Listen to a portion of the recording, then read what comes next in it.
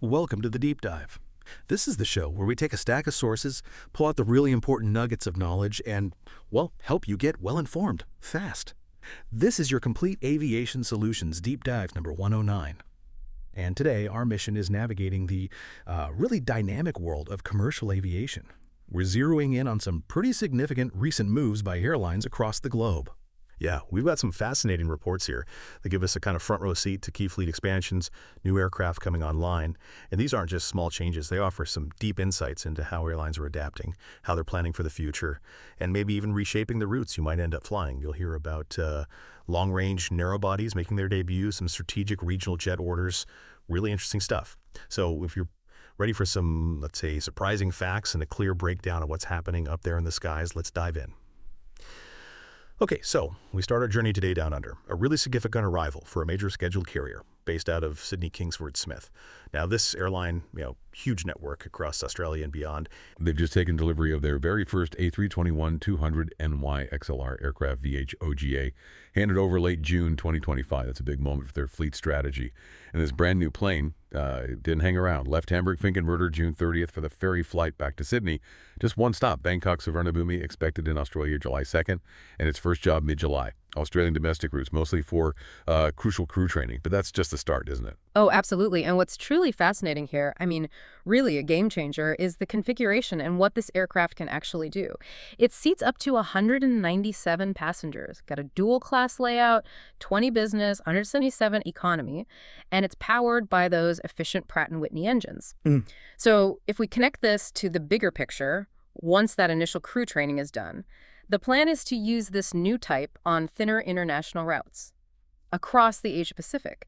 Now, what that means for you potentially is new direct flights to places that maybe couldn't justify a bigger, a less efficient wide body before. Think of it like unlocking point-to-point connections, ones that maybe weren't economically viable before. It offers efficiency for the airline, sure, but also greater convenience for passengers. Right.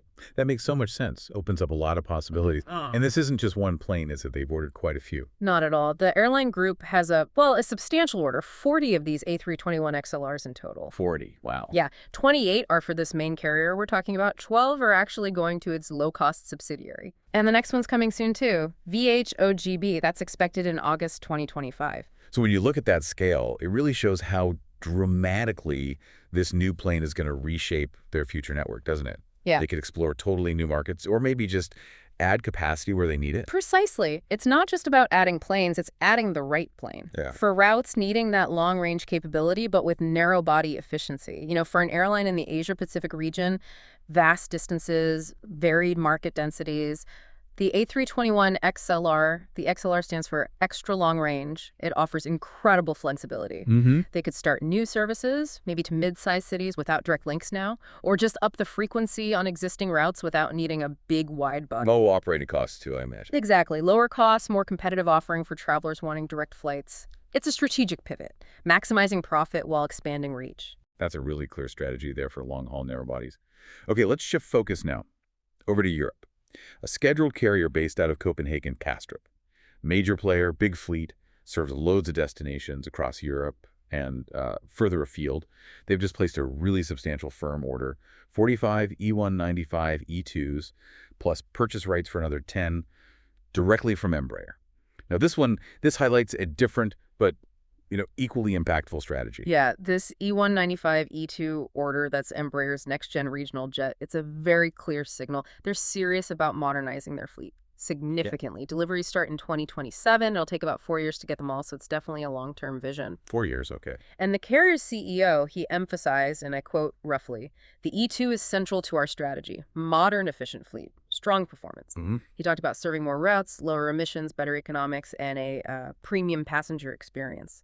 Which does raise an interesting question, doesn't it? What happens to their current regional fleet? How does this transition actually work? Right. That focus on efficiency, passenger experience, it's absolutely key.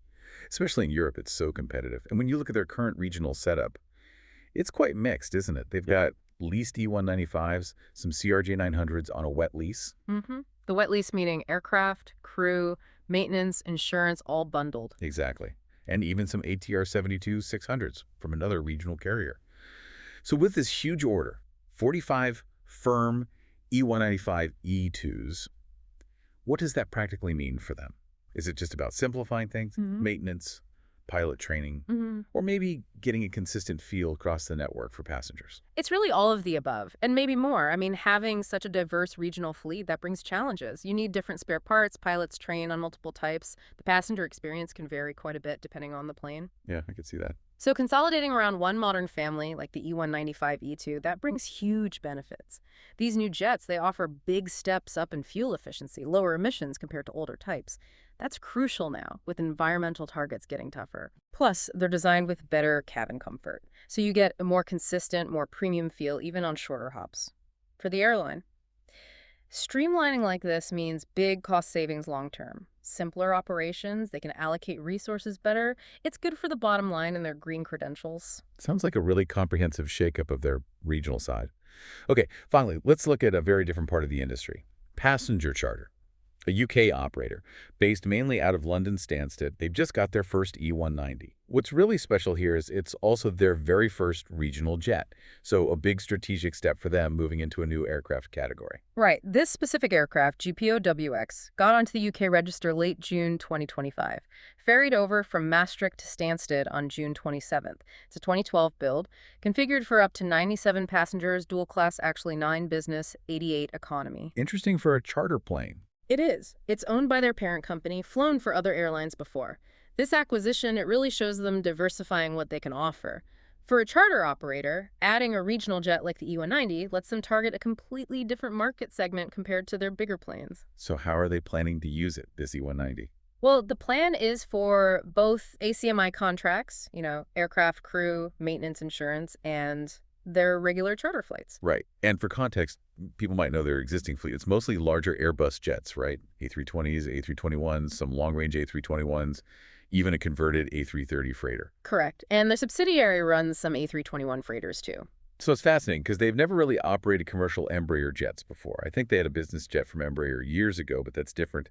What does this shift mean for a charter airline usually focused on bigger aircraft? Look, I think it's a shrewd move. Their existing Airbus fleet, great for full plane loads, big groups, longer missions, but there's definitely a growing market for smaller, more, let's say, nimble operations. Think corporate shuttles, maybe sports teams flying VIP or those short notice ad hoc charters, maybe interregional airports that can't handle the bigger jets easily. Okay, yeah.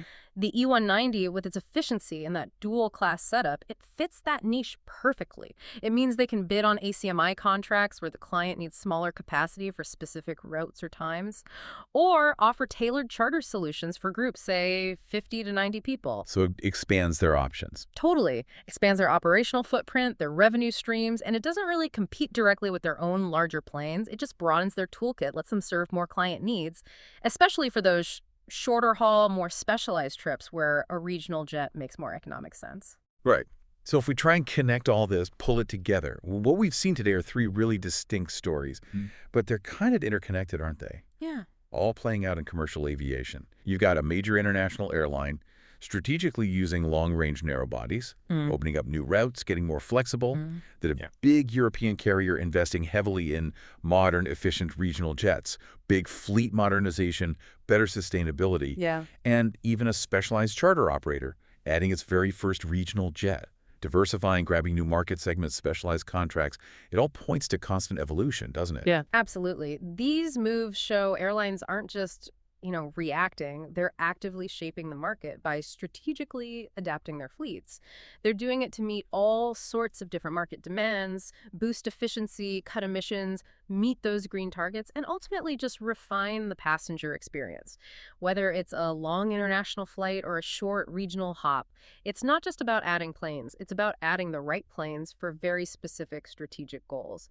And that vision, that's what's really exciting about the industry right now, I think.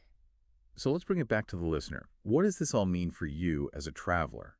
Think about how these changes, maybe seemingly small changes in aircraft types and orders, how they ultimately shape the routes you can fly. Could you soon fly direct somewhere that always needed a stopover before? How might the comfort you experience change with these newer cabins? On long flights, short flights? And maybe even how your own travel choices connect to the industry's push for a smaller environmental footprint, through better fuel efficiency. Exactly.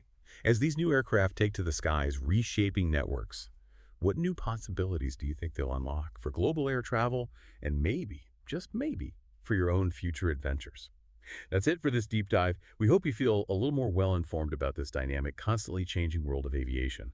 We'll be back soon with another deep dive into your sources.